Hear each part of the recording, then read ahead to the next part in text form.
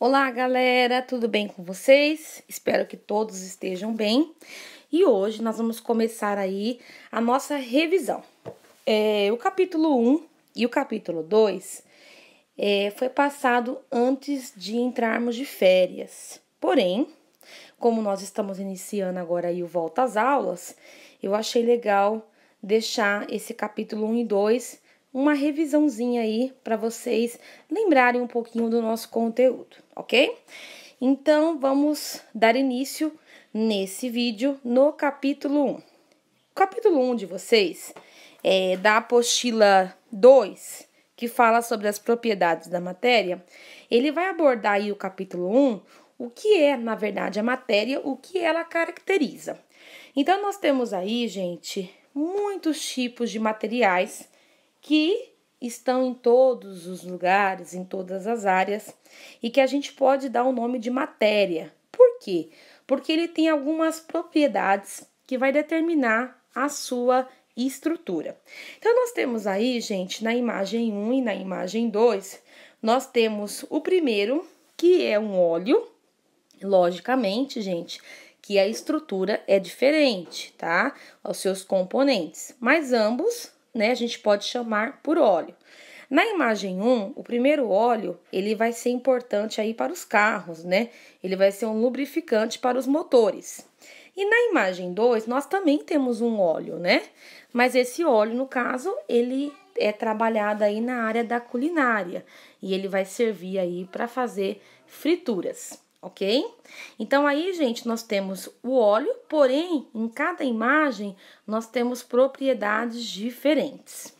Aí, depois, nós temos a constituição das substâncias e o modelo de partículas. Quando a gente fala de matéria, a gente fala de componentes que vai fazer toda a diferença dentro da sua estrutura. E aí, gente, a matéria, ela vai ter a sua porção, ela vai ter a sua especificação, porém, gente, a matéria, ela vai sempre ter uma composição fixa. Então, ela vai estar sempre relacionada às suas propriedades. Então, para cada matéria, eu vou ter uma propriedade específica que vai determinar que tipo de material que ele tem, tá? Então, essa parte é muito importante. Se eu tenho uma composição fixa em cada matéria, isso significa o quê? Que eu vou ter partículas. E essas partículas, elas estão ali no processo de formação do meu sistema. Ok? E aí, o primeiro químico aí, né, químico, físico, matemático, que trabalhou aí esse processo da partícula na matéria foi Daniel, né? Ele nasceu em 1700 e morreu em 1782. Ele estudou a parte aí das partículas, né, dentro do recipiente, dentro da sua composição, e ele percebeu que toda partícula, independente da composição em que ele estava, né, do material que ele estava, ele apresentava pressão. E aí, mais para frente, a gente vai trabalhar um pouquinho esse processo da pressão, tá? A pressão, ela pode tanto aumentar como ela pode diminuir. Então, é algo que vai variando de acordo com a sua matéria. E aí, pessoal, depois dessa estrutura, foi denominado, né, esse comportamento. Quando a gente fala de composição fixa da matéria e a gente fala de partícula, nada mais é do que um modelo científico, né? Então, depois de tanto trabalho, de tanta descoberta, eles chegaram a um comportamento ou um fenômeno, né? Porque a química, ela tem que estudar esse processo. E aí, eles deram o nome de modelo científico. Então, toda vez que a gente vai olhar uma substância, vai olhar uma determinada propriedade de algo, a gente está trabalhando aí um modelo científico de cada sistema, ok? E aí, pessoal, chega na parte que nós estávamos falando da pressão, tá? Nós temos aí, gente, uma imagem de um sistema fechado corretamente, e aí nós temos algumas partículas. Essas partículas, a gente pode perceber, de acordo aí com a função dos vetores, que elas não estão paradas, né? Elas estão em movimentos, elas se chocam entre o sistema. Então, aqui eu tenho uma interação de partícula muito grande, tá? Então, ele representa uma pressão gasosa em um sistema fechado, tá? E esse modelo de partícula, ele especifica muito essa questão da variação. Bom, aí depois, o que vai determinar aí a propriedade de uma matéria? Então, nós temos aí, a primeira um dos principais fatores, eu acho que desde quando vocês estavam no ensino fundamental, desde o 9º ano, vocês já viram falar sobre isso e agora automaticamente é algo que vocês vão voltar a ver, mas de uma forma um pouquinho diferente. Então nós temos aí massa. O que é massa, gente? Quem quiser ir grifando, tá? Igual a gente fazia na sala de aula, fiquem à vontade, tá, gente? Então massa é a quantidade de matéria de um corpo. Então quanto maior a matéria, maior será a sua massa. E aí, normalmente, no sistema internacional, nós temos aí a unidade que nós utilizamos com muita frequência, que é o quilograma. Logicamente, nós temos aí miligrama, grama, entre outros, né? Inclusive as toneladas. Se eu me recordo bem, nós chegamos a falar sobre isso na sala de aula, né? Então, capítulo 1 a gente até chegou eu comentei com vocês, mas vamos reforçar para que não tenha dúvida nenhuma, tá? E aí nós temos a imagem A. A massa pode ser medida em diversas unidades. Então, aqui nós temos um caminhão que provavelmente tudo que tá dentro dele aí vai ser medido em tonelada. Depois, nós temos a imagem B de uma pessoa aí pesando, né? Então, no caso, vai utilizar a unidade de medida que é o quilograma. E aí, nós temos a imagem C, gente, que é uma unidade aí de uma estrutura, né? Que é onde está sendo medida através de uma balança. Então, eu tenho componentes pequenos que vai ser medido aí em grama, tá? Então, vocês podem perceber que nós podemos medir diversas coisas, mas que cada componente vai ser utilizado uma unidade diferente, tá? Então, é muito bacana. E aí, nós temos aqui massa versus peso. O que significa massa, gente? Massa é o que a gente acabou de falar. É aquilo que eu consigo medir, e aí eu tenho diversos tipos, tá? Ela vai determinar a quantidade de matéria que tem no meu corpo. Já o peso, gente, o peso tem algo que diferencia o peso de massa. O peso, ele tá ligado, gente, principalmente, o fator principal que diferencia a massa do peso é o processo de atração gravitacional. Então, toda vez que eu falar peso, ele tá ligado à gravidade, gente. Então, por isso que aí nós temos a fórmula, gravidade é igual massa vezes gramas, tá? Então, gente, gravidade, né? No caso, a gravidade do peso é igual massa vezes a aceleração da gravidade, o G minúsculo, tá? Então, essa parte é muito importante. Às vezes, o aluno não consegue compreender e diferenciar qual que é a diferença de massa para peso. Massa, a gente vai calcular toda a quantidade de matéria. Então, quanto maior a quantidade de matéria, maior será a sua massa. Já o peso, a diferença dele para massa é o processo da atração gravitacional. Ok? Então, é muito bacana. Quem quiser grifar, fica à vontade. E aí, nós vamos ter o volume. O que é o volume, gente? O volume é um espaço ocupado por um corpo e a sua unidade de medida, ela está representativa aí através de inúmeros fatores também pelo sistema internacional. Então, nós temos aí metro cúbico, nós temos decímetro cúbico, nós temos litro, milímetro. Gente, inúmeros, tá? Se a gente for pegar lá, eu lembro que eu passei para vocês na sala de aula uma tabela do Sistema Internacional de Medidas, aonde eu tenho lá inúmeras medidas, né, que eu posso estar calculando. Então, gente, é algo que a gente pode usar com muita facilidade, tá? E aí nós vamos para a página 4, aonde tem aí o processo da dilatação. Essa parte é muito bacana, gente. Por quê? Quando a gente fala de dilatação, a gente está falando de algo que está ocorrendo dentro de uma superfície. Então, gente, a gente fala de calor, né? O calor é algo que está praticamente em todos os sistemas, independente de positivo ou negativo. Quando a gente tem essa passagem, essa transferência, normalmente a gente vai ter aí o processo da dilatação ou contração, tá? E esse processo de dilatação ou contração, ela pode prejudicar a sua estrutura. Então, há a parte positiva, né? E também tem a parte negativa. Então, em algumas construções, é necessário que tenha esse espaçamento, porque devido ao calor que aquela estrutura vai receber, então ela tem que ter um processo de movimentação. Então, Aí os engenheiros já trabalham com esse processo dos processos naturais sobre aquela estrutura. Então é muito importante. Tudo que a gente for fazer ou inventar ou criar, a gente tem que sempre lembrar que os recursos naturais, eles vão de forma positiva ou negativa, tá fazendo toda a alteração aí da sua estrutura. Então é necessário a gente sempre lembrar que a dilatação e a contração, ela pode se tornar algo no nosso cotidiano e que se a gente não olhar para ela de uma forma diferenciada, ela pode ser prejudicial. Então, nós temos aí essa construção da ponte, né?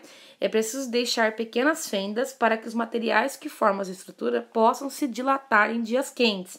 Então, os engenheiros, pensando nessa movimentação dessa estrutura, ele deixa essas quantidades de fendas específicas, porque com o calor há a dilatação da matéria, né? Algo que se decompõe, algum processo de estrutura.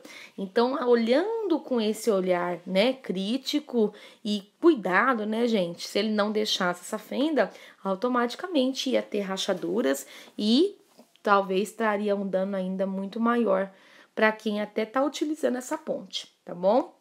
Então, essa parte é muito importante. E aí, nós temos aí a movimentação das partículas na presença de calor. Então, vamos lá. Aumentou a temperatura, no caso, ou a redução de pressão. O que acontece, gente? Aumentou a temperatura, reduz a pressão. Reduz a temperatura, aumenta a pressão, tá, gente? Então, assim, gente, essa parte é muito importante. Aumento da temperatura ou redução da pressão. Aí vocês podem ver que a setinha está indo para este lado aqui, tá, gente? Aumentou a temperatura, a pressão no meu sistema, ela diminuiu. Aí depois nós temos, reduziu a temperatura, aumentou a pressão. De acordo com que diminui a temperatura, as partículas, elas se juntam. Então, ali eu tenho um índice maior de pressão. Então, é bem legal, tá? Eu acho que fica bem mais fácil da gente compreender através dessa imagem, tá? E aí, nós vamos ter a densidade. A gente chegou a calcular bastante densidade na sala de aula, né? Isso é algo que nunca, como que eu posso dizer? Sempre vai ter, né? Durante todo o ensino médio, primeiro, segundo, terceiro, depois na universidade, depois no Enem, no vestibular, em qualquer lugar, a gente vai ter que calcular alguma unidade de densidade. Então, é uma conta fácil, porém, muitas das vezes você acaba esquecendo aí o que é a densidade, né, gente? A densidade, ela só vai acontecer quando eu estiver relacionando massa e volume. Se eu não estiver relacionando massa e volume, eu não consigo descobrir qual que é a densidade do corpo. Então, a fórmula é: densidade é igual massa dividido por volume. Quando eu faço isso, eu vou descobrir qual é a unidade que representa a densidade do meu corpo, tá? Então, quem quiser grifar aí, gente, é bem legal, tá? Quilograma m cúbico, tá? Isso é muito importante. E aí, pessoal, porque o M significa aí a massa, né, do nosso corpo. E aí nós temos a imagem aqui que eu achei muito bacana, tá? Desculpe-me, tá bom? Eu só pensei que um navio de madeira deveria ter uma âncora de madeira. Quero dizer, eu sou o único que se preocupa em coordenar as coisas por aqui? O que ele quis dizer, gente?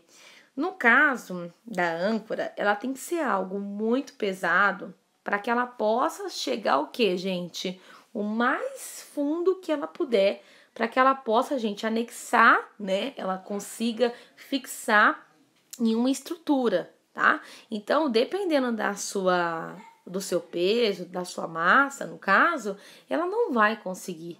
Então, através do cálculo da densidade, a gente consegue visualizar se ele vai ser maior ou menor que a água, tá? Então, a gente pode perceber que a âncora de madeira não vai ser algo útil para esse barco, para esse navio. Então, a densidade, ela ajuda aí a gente conseguir detectar se ele vai ser maior ou menor do que a água. E aí, nós vamos ter a variação de densidade e um modelo de partículas, tá? Nós temos a imagem aí, a gente consegue visualizar que tem aí um líquido amarelo, e aí nós vamos ter outro tipo de líquido, mas a gente pode perceber que ele tá mais grosso, né? Que ele é mais viscoso e que ele não se mistura com os demais, tá? E aí ele tá nessa corzinha aqui meio avermelhada, né? Laranjada, né? E aí aqui aparece uma observação pra gente. O volume do líquido laranja aumenta de forma mais acentuada e ele sobe porque a sua densidade se torna menor do que o do outro líquido. Então, ele começou aqui, tá, gente? Então, automaticamente, essa gotícula, ela vai ganhando espaço até chegar, né, na parte superior do meu recipiente.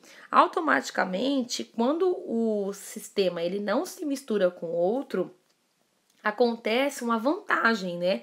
Porque como ele não se mistura, então ele não se dilui com o que tá no restante do recipiente e ele acaba tendo maior índice de força, então ele acaba indo para cima do recipiente, tá bom? Isso não quer dizer que a densidade dele é maior ou menor, tá? Isso aí é uma questão de visualização. Automaticamente, quando a gente faz, por exemplo, água e óleo, a água ela fica embaixo, porque a densidade dela é maior, e o óleo sobe, porque a densidade é menor. Automaticamente que a gente consegue perceber, a partir do momento que esse líquido alaranjado, ele chegar até a superfície, ele se juntar até a superfície, essas três camadas, então eu posso falar que eles três aqui se juntou lá em cima, então a densidade é menor, tá? E aí a gente fez aí alguns experimentos no laboratório e a gente conseguiu analisar todo esse processo, como por exemplo água e óleo, tá? Água e óleo é uma coisa que normalmente os alunos fazem desde o 6º ano, que é pra gente entender um pouquinho da densidade, tá? E aí, pessoal, nós temos aqui uma tabelinha aonde já tem o cálculo da densidade, né? Então, etanol, a densidade dela, acetona, água, ferro, chumbo, mercúrio. Existe também uma tabela de densidade no Sistema Internacional de Unidade, tá? Eles já fizeram vários testes com inúmeros materiais, com inúmeras substâncias, para ter já um valor específico de densidade. Então, normalmente quando a gente vai fazer algum exercício, ou algum vestibular, ou algum Enem, lá no exercício ele já coloca lá, densidade do ferro. Porque já é uma constante, né? Como eles já calcularam em laboratório mais de uma vez e acharam aquele valor sempre fixo, então ele entra para a tabela como algo constante que não vai sofrer variação. Então é muito bacana a densidade, porque eu tendo uma constante, eu consigo fazer vários cálculos sem correr o risco de ter erro, tá? Então a densidade é algo muito bacana. E aí nós temos também o volume, massa e densidade de algumas amostras. Nós temos aqui, gente, a amostra A e a amostra B. Eu consigo, gente, calcular numa mesma fórmula, densidade é igual massa dividido por volume. Nessa mesma fórmula, gente, eu consigo calcular volume, massa e densidade. É uma fórmula tão básica e através dessa única fórmula eu consigo calcular 3 sistemas.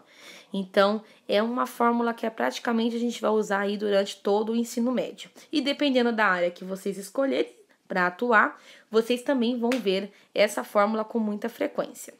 E aí, gente, a densidade, ela tá em todo o sistema aí, que ajuda a gente a determinar se eu tenho uma densidade menor ou uma densidade maior. E aí nós temos, gente, a densidade de um termocompensado em bomba de etanol. A coluna vermelha estiver acima da superfície do líquido, o etanol estará fora da especificação. Então, hoje, a densidade ela é utilizada até mesmo nos instrumentos para determinar se aquela substância que vai ficar dentro dele, ela está apta ou não. Então, normalmente nos postos de gasolina é utilizado aí esse instrumento para determinar se a gasolina daquele posto ou se o álcool ele é bom ou ele é ruim, tá? Então, vocês veem como que a química ela tem aí inúmeros fatores, né? A densidade é algo que utiliza aí em vários lugares para determinar aí o processo de, como que eu posso dizer, de avaliação, né? Se ele tá bom ou se ele está ruim. E aí a solubilidade, né, gente? A solubilidade eu acho que é algo bem mais tranquilo, porque você consegue visualizar. Então, a solubilidade é quando eu tenho 2 sistemas que conseguem se dissolver entre eles, né? 100%, né, gente? E aí tem alguns casos que não se dissolve 100%. Então, eu tenho como analisar e eu tenho como falar qual foi o índice de solubilidade. E aí, para ajudar esse processo de solubilidade, nós temos dois sistemas, que é o solvente e o soluto, né? Então, o solvente é o que está sempre em maior quantidade, tá? E o soluto é aquele que vai estar sempre em menor quantidade. Então, eu consigo determinar a solubilidade de duas substâncias entre elas. Eu consigo falar, olha, dentro da solubilidade, por exemplo, de álcool e gasolina, podemos analisar que a gasolina é o solvente e o soluto é a água. Então, eu consigo, né, discriminar, eu consigo analisar, eu consigo calcular quanto eu tenho de solvente e quanto eu tenho de soluto. E todo esse processo de solubilidade, ele também vai influenciar lá na densidade, tá? Porque às vezes eu tenho densidade, por exemplo, de água, eu vou no posto de gasolina. E aí tá falando lá que a gasolina não é boa. Isso quer dizer o quê? Que eu tenho menor quantidade de gasolina e maior quantidade de álcool ou de água. Aí eu consigo determinar através daquele experimento o que eu tenho mais. Eu tenho mais solvente ou eu tenho mais soluto? Quem tem mais solvente? Quem tem mais soluto? Então aí é uma diretriz para que eu possa analisar todos os fatores, né? E aí eu vou colocar o que é certo e o que é errado. Então isso é muito importante, tá, galera? Depois, na página 7, eu quero que vocês grifem tudo que tiver no laranjinha é importante, tá, gente? Que é uma definição do que eu acabei de falar, tá? Quaisquer soluções com a mesma composição e que apresente a mesma proporção entre as quantidades de soluto e solvente devem apresentar as mesmas propriedades. Então, quando eu tenho duas substâncias que ela tem a mesma quantidade de soluto e solvente, então isso quer dizer que elas têm a mesma propriedade. Então, elas são formadas praticamente do mesmo material, tá? E aí, gente, nós temos uma imagem muito bacana, né? Nós temos aí dois tipos de água, tá? Porém, eu tenho aí uma concentração maior de massa, né? Nós temos aí de um lado, infelizmente aí, né? Algo que foi prejudicial ao meio ambiente, nós temos aí uma quantidade de derramamento de petróleo, e do outro lado nós temos ainda a água aí que tá tentando se sair sem ser contaminada. E a gente pode perceber que quando tem esses derramamentos de petróleo, o petróleo ele consegue, né, gente, devastar aí grande quantidade aí dos mares, dos oceanos, porque a densidade dele acaba sendo um pouco mais diferente da água. Então ele consegue aí contaminar um índice bem maior. E aí, no caso, a gente tem algumas equipes, né, que trabalham aí para tentar impedir que o petróleo ele avance, né? Então, normalmente, quando a gente tem um derramamento de petróleo aí em alto mar, os cientistas, né, a parte da biologia, ela fala que é uma catástrofe, né? Porque até chegar uma equipe para tentar impedir que ela se alastre, ela já contaminou aí diversas espécies que vivem nesse ambiente, correto? Então aí nós temos uma imagem bacana, porém triste, né? Que representa essa variação, né? E aí nós temos a solubilidade, gente. Nós temos aqui, primeiro recipiente, nós temos uma quantidade específica, né, de um soluto aí, tá? Que tá aí na cor roxa. Depois de algum tempo, gente, ela vai se solubilizando, correto? E aí, no último becker, nós temos aí a solubilização total desse solvente, né? Das partículas do soluto e do solvente. Então, a gente pode perceber que alguns experimentos, no início, vai parecer que não vai se solubilizar, que não vai se diluir um no outro. Mas depois, com o passar do tempo, né, a análise, a gente pode perceber que eles se solubilizam. Lógico que tem alguns experimentos que o aluno não quer esperar naturalmente. Então, ele vai lá e acaba mexendo.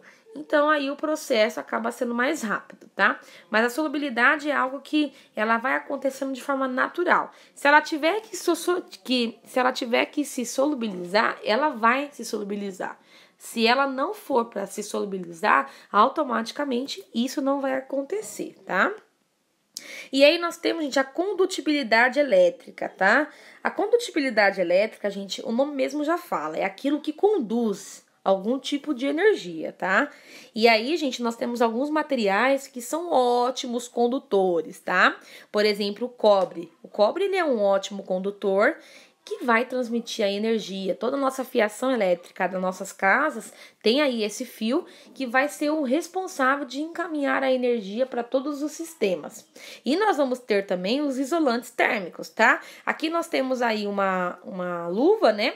Que é apropriada aí para um tipo de tensão, para um tipo de voltagem. Só que também não tem só as luvas, né, gente? Nós temos aí algo simples que todo mundo tem na sua casa, que é a fita isolante, né? Toda vez que a gente vai mexer com algum fio, que você encosta lá os dois sistemas, automaticamente aquela parte do isolante, ela foi embora. Então, você vai com uma fita isolante, passa naquela área onde está o contato, para depois você ir lá na chave mãe e ligar. Então, o isolante, ele é muito importante. Ele sempre vai estar junto com o condutor. Aonde estiver o condutor, eu vou ter também a presença de um isolante, para que não haja aí um curto-circuito. Então, é muito bacana essa parte da condutibilidade elétrica. É onde eu transmito energia. Logicamente que a condutibilidade elétrica ela é muito mais perigosa do que a condutibilidade térmica, tá? Então, a condutibilidade elétrica é aquilo que encaminha energia, tá? E a condutibilidade térmica, ela também é responsável de encaminhar uma fonte, mas ela vai encaminhar, gente, calor, tá? Então, toda vez que você, por exemplo, esse calor, ele pode ser positivo ou ele pode ser negativo, tá? Por exemplo, você encostou numa maçaneta, você pode sentir, né, dependendo do material da maçaneta, tanto uma fonte de calor, né, quente, ou dependendo da maçaneta, do material da maçaneta, você pode sentir frio. Então, a condutibilidade térmica é aquela capacidade que ele tem de transferir calor para o seu corpo, para quem está fazendo contato com ela, tá? E aí nós temos a representação desta imagem, a pessoa colocando o dedo sobre uma estrutura, e aí, gente, tá tendo uma transferência de calor de um metal, tá? Então, dependendo do calor que estiver ali, a pessoa vai sentir, tanto de forma positiva como de forma negativa, tá? Então, essa parte da condutibilidade térmica, tem que tomar cuidado para não trocar com a condutibilidade elétrica, tá? Dos dois conduzem, mas um conduz energia elétrica, no caso, e a outra conduz calor. E aí, gente, eu tinha deixado para vocês fazerem, eu não lembro se a gente chegou a fazer na sala de aula, mas antes de finalizar as férias, eu deixei para vocês fazerem também, né? Lá pelo Sistema Uno, vocês tinham que fazer na própria apostila. Teve alguns alunos que me encaminhou fotos. Eu também disponibilizei a correção do capítulo 1, tá? Então, aí nós temos a pergunta número 1, pergunta número 2, pergunta número 3, pergunta número 4... pergunta número 5. Então, quem ainda não fez, tá? Tem a oportunidade de estar fazendo aí até essa semana. E eu quero que todos vocês enviem as fotos, tá, gente? Isso é muito importante.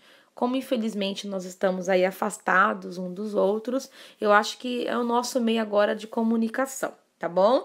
Teve alguns alunos que já me enviou, mas os que ainda não fizeram, que não tirou foto, que não enviou, tem aí até o dia 15, né? Até sexta-feira, tá bom, gente? Muito obrigada e qualquer dúvida que vocês tenham, me chamem, tá? Ou pelo Sistema Uno lá, pelo nosso fórum de discussão, ou pelo WhatsApp da sala, tá bom, gente? Muito obrigada. Tchau!